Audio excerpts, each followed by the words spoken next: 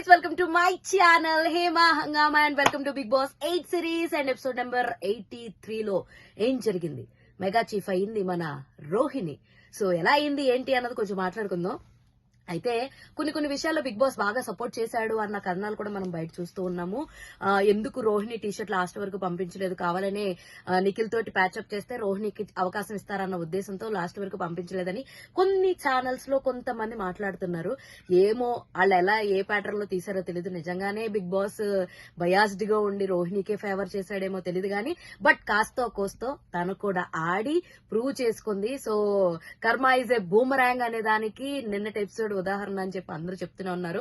ఎందుకంటే సేమ్ పృథ్వీ ఒకనొక టైంలో నువ్వేమాడో 0% ఎఫర్ట్ చూపిస్తావు, నీ బాడీ ఇది, నీ పర్సనాలిటీ ఇది అని అంతలా డిఫైన్ చేసి డిగ్రేడ్ చేసి డిమోటివేట్ చేసి బాడీ షేమింగ్ చేసిన పృథ్వీకి ఇదిరా నా సత్తా, ఇది నేను చూపించగలనని ప్రూవ్ చేసింది రోహిణి.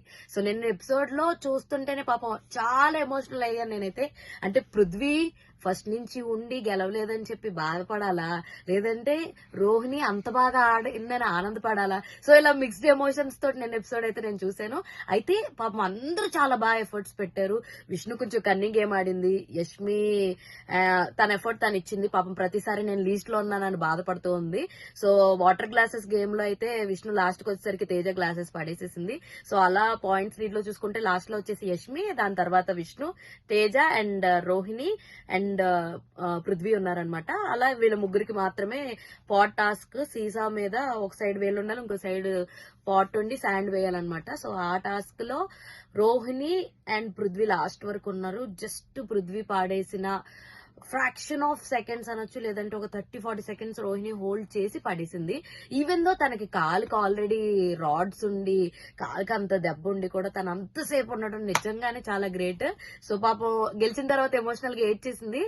ఎప్పుడూ లేని బిగ్ బాస్ తను వెళ్ళి మెగా చీఫ్ చైర్ లో కూర్చున్నాక శివంగివే పాట వేసి మామూలు బూస్టప్ ఇవ్వలేదు.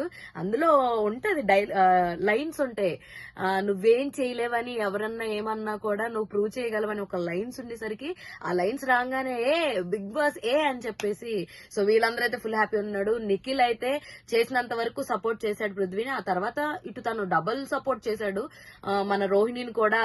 నువ్వు గెలిచేసావరా ఎప్పుడో నా దృష్టిలో అని చెప్పేసి రోహిణిని కూడా ఇది చేయడం. బట్ నబిల్ మాత్రం స్టిక్ ఆన్ అయి ఉన్నాడు.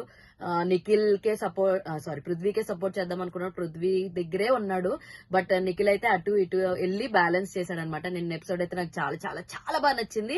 సో అలా రోహిణి అయితే లాస్ట్ మెగా చీఫ్ అయిపోయింది. Congratulations Rohini. So group game అందరూ ఆడుతున్నారు, ఎవ్వరు ఆడకుండా అయితే లేరు. బట్ ఎవరి కాలు బ్లేమ్ చేసుకుంటున్నారు. హోప్ఫుల్ ఇట్లన్నిటికి పులి స్టాప్ పడుతుందని అనుకుంటున్నాను. సో ఇలాంటి more interesting and fun videos కోసం మీరు ఏం చేయాలి? ప్లీజ్ డూ ఫాలో హేమా హంగామా. all videos కోసం హేమా హంగామాకి సబ్స్క్రైబ్ చేసుకోండి ప్లీజ్ సబ్స్క్రైబ్ చేసుకోండి.